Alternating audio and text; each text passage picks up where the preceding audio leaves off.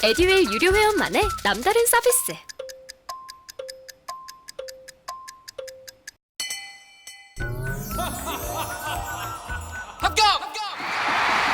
합격하고 돈도 받는 혜택. 오직 에듀윌 유료 회원에게만. 에듀윌. 무료 합격!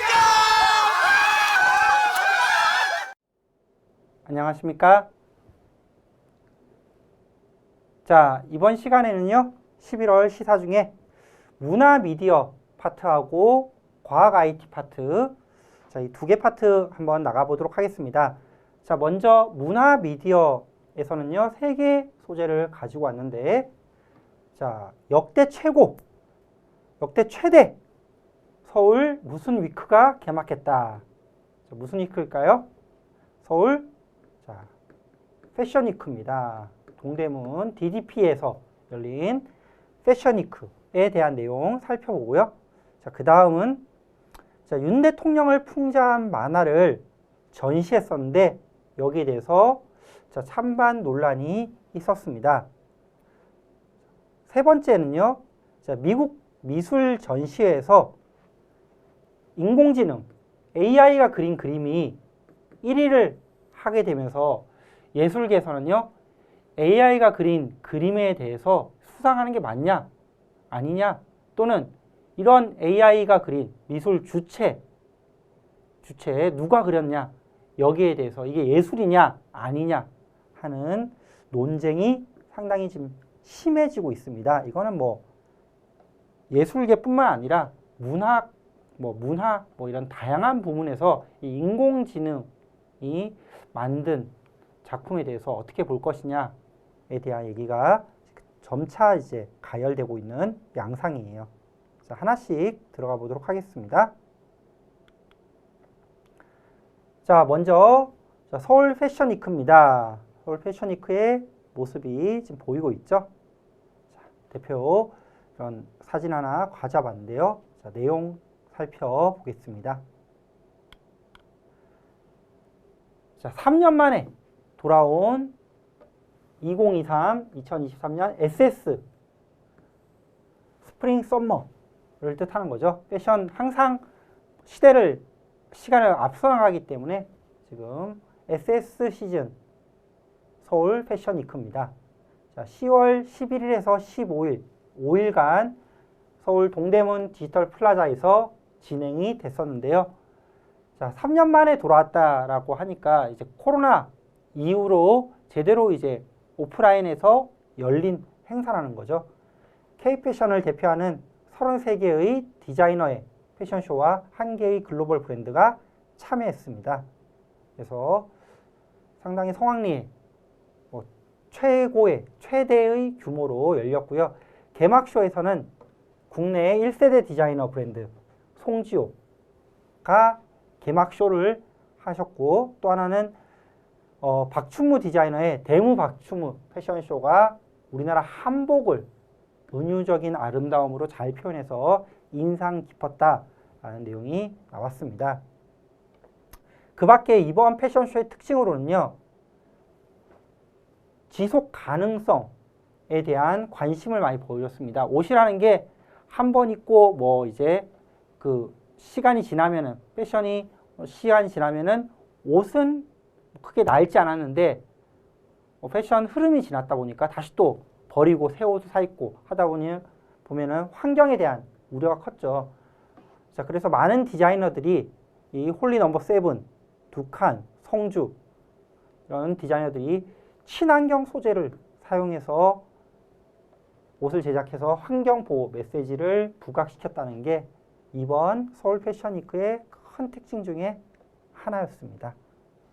이렇게 가을에 많은 행사가 열리고 있는데 지난달에 이제 박람회 열렸던 거에 이어서 이번에는 패션 위크가 열렸었네요. 자, 다음 내용입니다. 윤 대통령 풍자 만화, 특히 전국 학생 공모전에 수상했던 그런 수상작을 전시했었는데 이 전시에 대해서 찬반 논란이 커뮤니티에서 상당히 가열됐었습니다. 자, 그 사건의 시작이 됐던 만화 한번 살펴볼게요. 금상 수상자, 전국 학생 만화 공모전에서 수상했던 금상 수상작이에요. 윤석열차다. 여기 보니까 아예 제목이 써 있죠? 만화 제목 윤석열차. 그래서 대통령 이름인 윤석열에다가 열차 이렇게 합성해가지고 윤석열차라는 제목으로 만화를 그렸습니다. 만화 보니까요. 우선 이제 윤 대통령이 가장 정면에 있는 열차의 모습이 보이고요. 윤 대통령 뒤에 김건희 여사로 추정되죠. 김건희 여사. 자, 그 다음 여기 2는 뭐 기호 대통령 출마할 때 기호 2번이었죠. 그래서 당시엔 야당이었으니까 그 윤 대통령 뒤에 김건희 여사가 2인자로 있고 그 다음에 이제 그 뒤에 보면은 검사죠. 칼을 든 검사의 모습. 윤 대통령이 검찰 출신이다 보니까 검사들한테 힘을 실어줬다. 뭐 이렇게 볼 수 있겠죠. 그래서 주요 요직에 뭐 이제 검사들을 많이 앉혔을 거다. 뭐 이렇게 비판 풍자하는 거죠. 그래서 이제 윤석열차가 지나가고 있고 사람들은 놀라서 이제 풍비백산하면서 도망가고 있는 모습이죠. 그래서 뭐 풍자의 내용은 여러분들 다 생각하시는 대로 이런 뭐 윤석열, 김건희, 검찰이 중심이 돼서 이제 국정을 휘젓고 있다. 그래서 사람들이 놀라서 도망가고 있다. 뭐 이런 모습인 것 같습니다. 풍자 만화니까요. 충분히 가능한 내용입니다. 근데 이제 왜 이게 문제가 됐느냐. 그 내용을 자세히 살펴보겠습니다. 자, 이 공모전에서 수상했던 게 만화 축제에서 전시를 했습니다.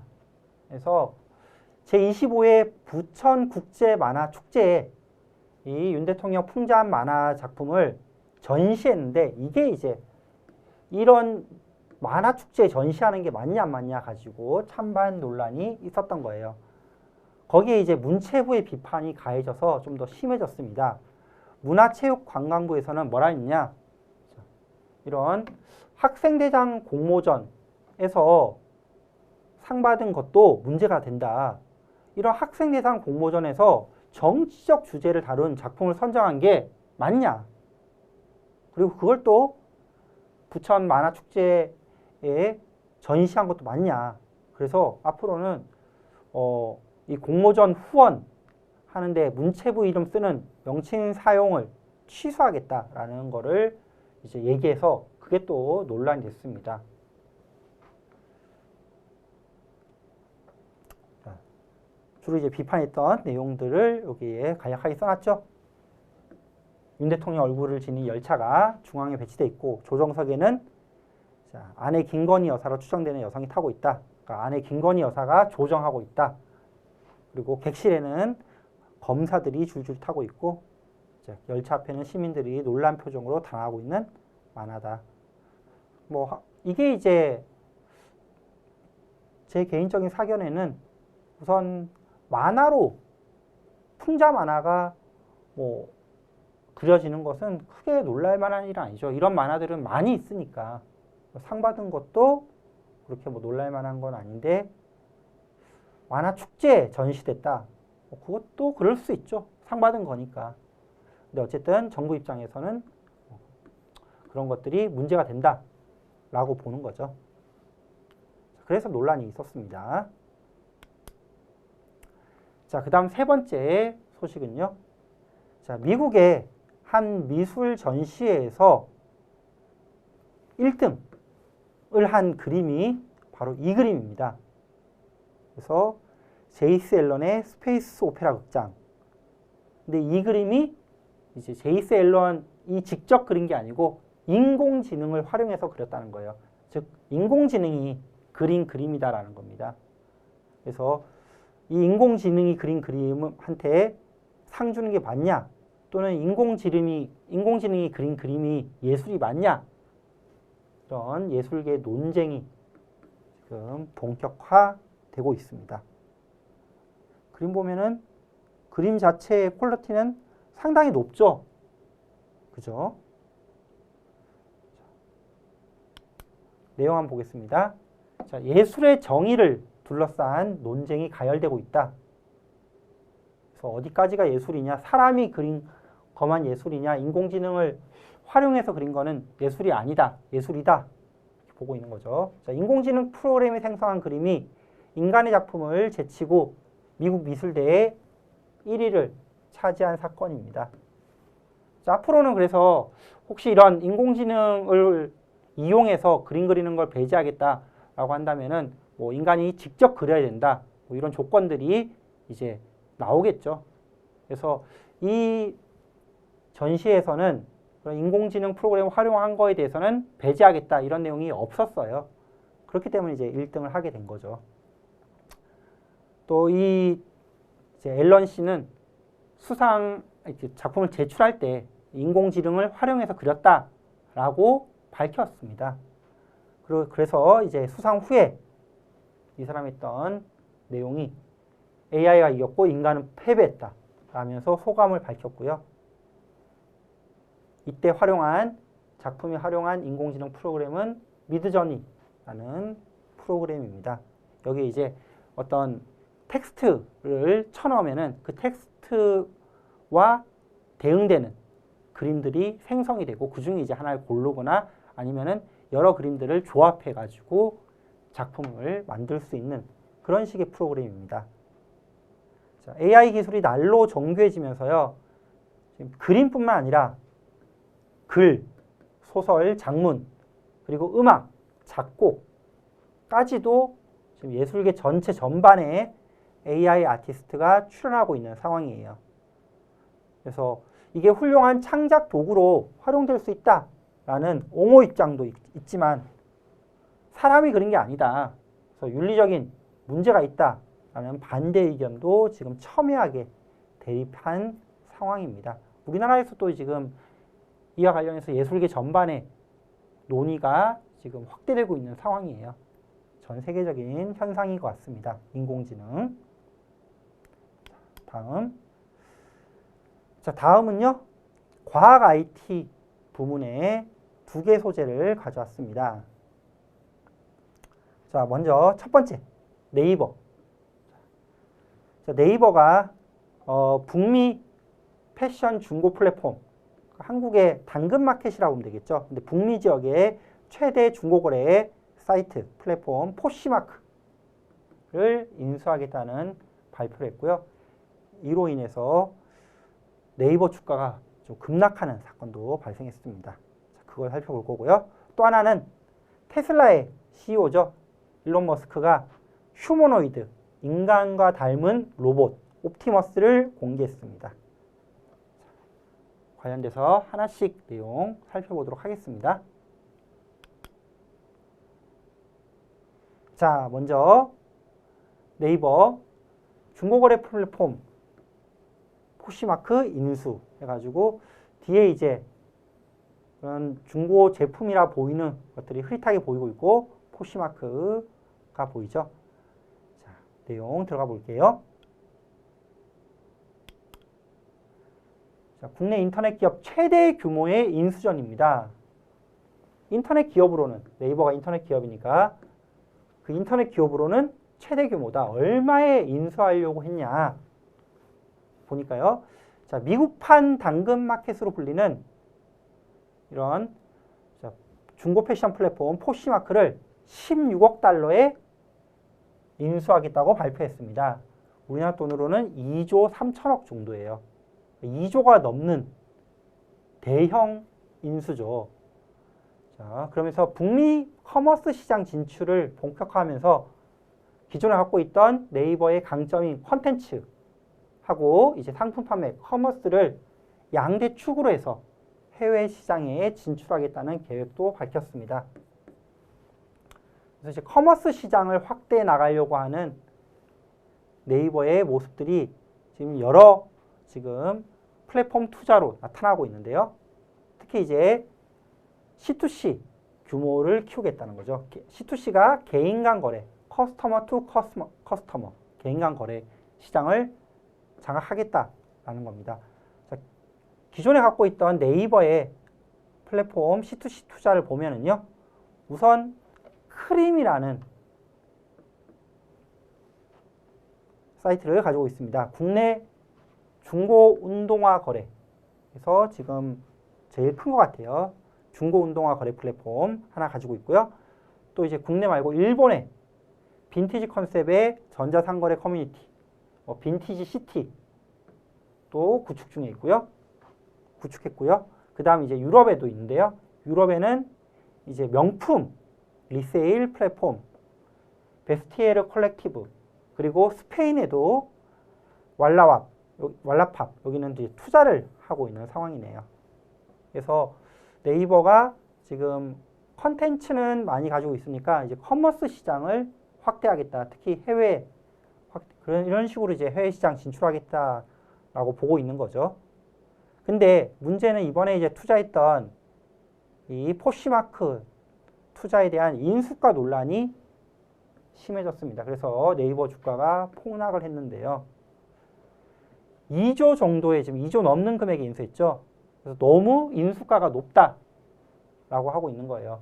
생각보다 거기서 매출이나 이런 영업이익이나 크게 발생하지 않는데 2조는 큰 금액이다. 그러니까 네이버 주주들이 어떤 식으로까지 얘기를 했냐면은 구글도 유튜브를 2조 원에 인수했는데, 그죠? 네이버는 유튜브 정도도 아닌 중고 의류 벼룩 시장을 2조 원에 인수한 게 말이 되냐라고 비판을 했고요. 주가가 많이 하락하고 있습니다. 우리나라 국내 인터넷 기업들의 주가가 많이 지금 하락하고 있는 상황이죠. 네이버도 지금 이런 인수 실패했냐 아니냐란 그런 이슈가 불거지면서 하락하고 있고, 카카오도 앞서 설명드린 것처럼 지금 카카오 데이터 센터 화재 나면서 먹통 사태 뿐만 아니라 이제 물적 분할 이런 이슈까지 더해지면서 카카오도 상당히 지금 좋지 않은 상황으로 흘러가고 있습니다. 자, 이렇게 네이버의 당근마켓 포시마크 인수 정리해 봤고요. 다음 내용은 자, 테슬라 얘기입니다. 테슬라 일론 머스크가 휴머노이드 로봇 옵티머스를 공개했습니다. 자, 옵티머스 한번 보시죠. 자, 아직까지 이제 외형은 많이 다듬지 않았는데 지금 외형보다 안에 어떤 식으로 구성되어 있는지를 사람들에게 보여주기 위해서 지금 보면은 전선들 다 드러나 있고 마이크나 이런 회로드 다 보이고 있죠. 근데 전체적으로는 거의 사람과 유사한 모습이죠. 관절이라든지 형태라든지 보면은 거의 사람과 유사한 모습의 로봇입니다. 자, 내용 들어가 볼게요. 자, 테슬라가 공개한 휴머노이드 로봇 옵티머스. 그래서 밑에 먼저 볼게요. 휴머노이드라고 하면은 인간과 닮은 모습의 로봇을 휴머노이드라고 합니다. 휴먼 더하기 오이드, 비슷하다의 합성어예요. 그리고 이제 인간형 로봇이라고 쉽게 얘기할 수 있겠죠. 근데 이 휴머노이드란 용어 외에도 안드로이드란 용어도 함께 쓰이고 있습니다. 그래서 안드로이드, 휴머노이드, 인간형 로봇. 자, 본론 보면은요. 일론 머스크 테슬라 CEO가 인간형 로봇 휴머노이드를 공개했고, 더 중요한 거는 지금 휴머노이드 로봇은 많이 있죠. 근데 이거를 2만 달러에 판매할 계획이라고 해서 이게 가장 큰 이슈가 되었던 것 같아요.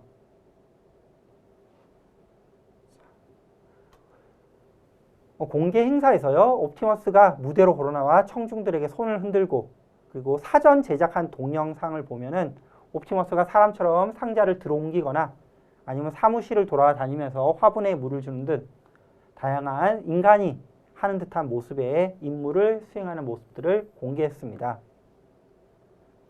금액이 상당히 싸다 그랬죠. 2만 달러, 2,800만 원.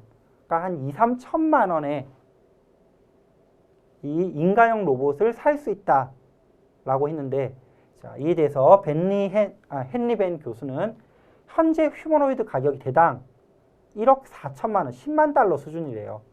그러니까 지금 한 1억 4, 5천만 원 하는 거를 이제 상당히 대량 생산해서 수백만 대 생산해서 대당 가격을 2만 달러, 5분의 1이죠.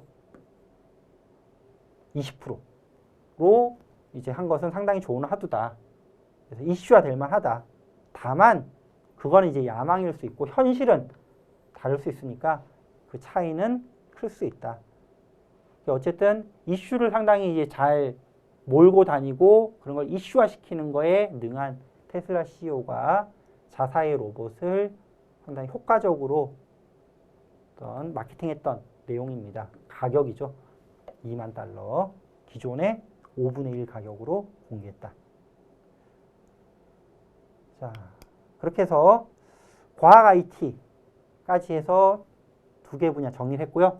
다음 시간은 마지막으로 스포츠 엔터와 인물 용어 정리해 보도록 하겠습니다. 자, 이번 시간 여기까지 하겠습니다. 감사합니다.